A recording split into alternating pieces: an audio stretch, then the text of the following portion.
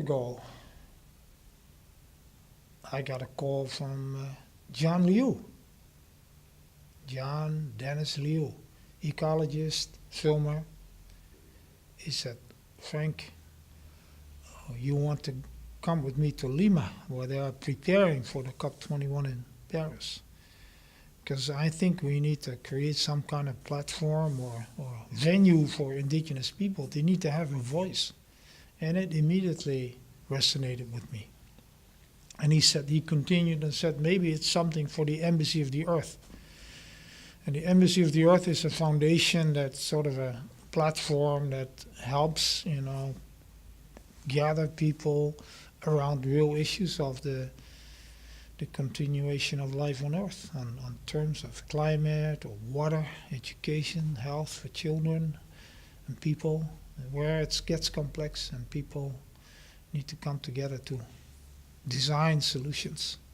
I said, yeah, I think, yes, I definitely want to help to do something. They need to be taken seriously and seen as people that bring part of the solution. So, unfortunately, health prohibited me to go. But as Lima passed and we were in January, I was thinking, wow, Paris is in a year. Maybe we should really help to help indigenous people to have a space there and to really have a voice. Well, we are here in Millimont because it's turned out to be the ideal place to hold a parallel gathering. And this time not just about CO2 emissions, but really about Earth, about what kind of story wants to unfold for the future of all of us. And there's been a group who've never been part of the problem and are actually part of the solution. Those are indigenous people who still have that knowledge and that understanding how to take care of this Earth. My message to the indigenous community was not to support them in their protest and about things that go wrong. I said, I know all of that. But my interest is to tell you to take the lead in this, because we need you. Well, indigenous is to be originally connected to the land that you live on.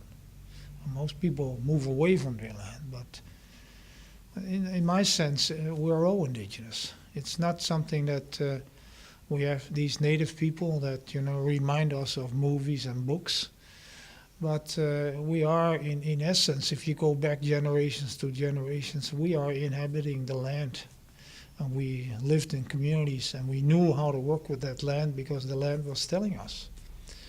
And in that, reciprocal communication with the land in which you live, there's wisdom and there's understanding and there are teachings.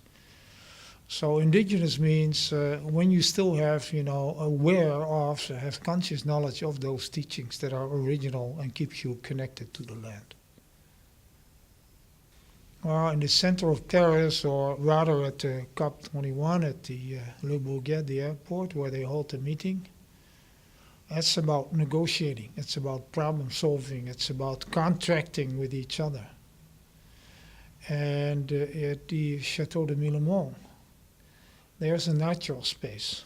There's 600 acres, hectares of woods and forest.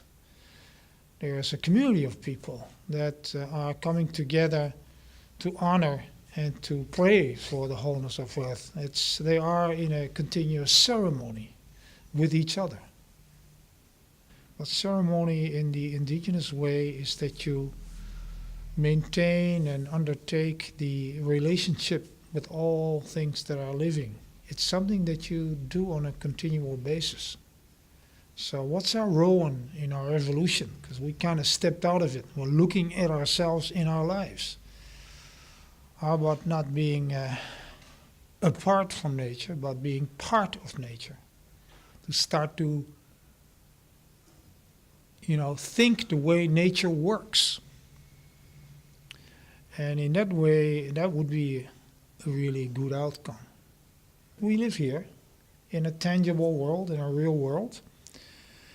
And I'm not trying to just send out a metaphysical message here. No, it's real. And I think if you would translate it in a way we can all understand, is that we need to shift the story that we're in. You know, we're in a story, but it's hard to get out of that story. And the story is to exploit until we're all dead. This is kind of blunt, what I'm saying, but that's what it looks like.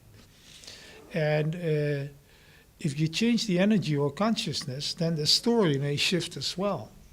One of the key issues and that are really detrimental is the fact that the social fabric is completely torn apart. We've created separation as a way of life. We've enhanced the power of the individual above everything else. But in very essence, we human beings are social beings. We are connected to one another. It's nothing new, but we have to reenact it. We have to experience it. We have to become aware of it. We have to become conscious of it. And the only way to become conscious of it is to start doing things. So in that, you may even say that the spirit is the fact that we are one, that we are connected.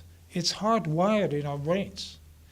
You know, a couple of 100 years of industrial revolution and some decades of individualism is not going to take that away. It's a whole evolution there in us. Just look inside and see what I am capable of. I am capable of all the awful things that you see around you. But I'm also capable of all the good things that we humans are able to do. If you walk at the speed of your heartbeat, you are connected to life around you. It's called walking. If you go slower than your heartbeat, you come to a rhythm or tone that's much deeper. I feel that tone connects me to the cosmos. It has a rhythm that's much larger than the earth rhythm. That's how I experience it. If you go over the rhythm of your heart, you go twice as fast. It's a whole different experience. You're beginning to miss, on a sensory level, all sorts of input. So in a sense, time and the haste and the quickness of pace on this earth is really our enemy sometimes. We're missing out on a lot of information and signals that come directly to us naturally. I think everything is from fast trekking to fast food, to fast cars, to spanning from A to B in as fast as possible, putting more hours in a day than we can possibly can. So yes, we are overpaced, and it's detrimental. I had a mentor and a special man who once told me, Frank, you gotta slow down, Frank. Because if you slow down, everything else changes.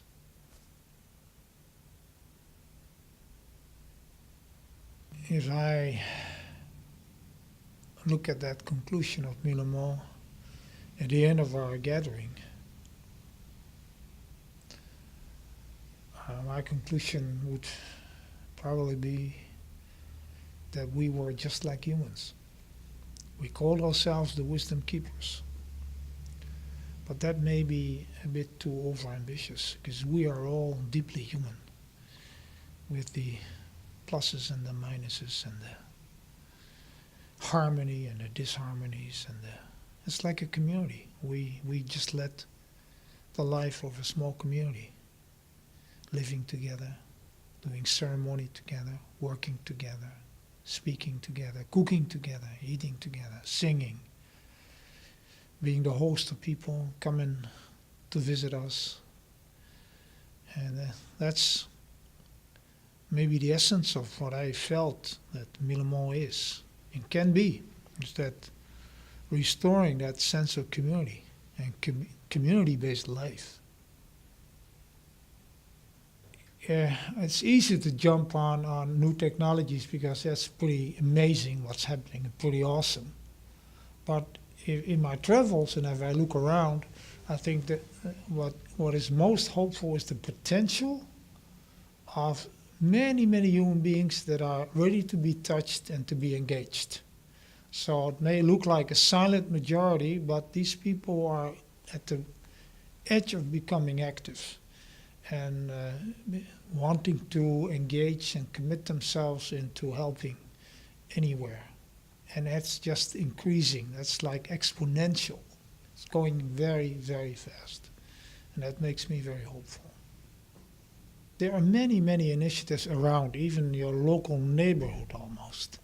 There are also, I'm sure later on, governments will begin to formalize their own strategies.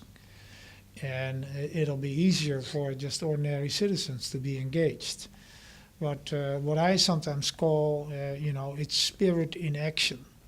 So if you feel, you have a sense, you're becoming aware that you're entering a time where new things are coming about and that there's hope for the future, then the way to fully become aware is to start to wrap yourself around some kind of action. It doesn't really matter if it's the most earth-moving thing. What matters is that you do something. And you can already do something in your very, very direct environment, your own home. Always. I love you.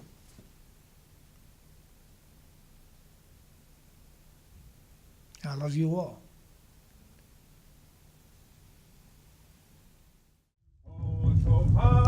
Hey!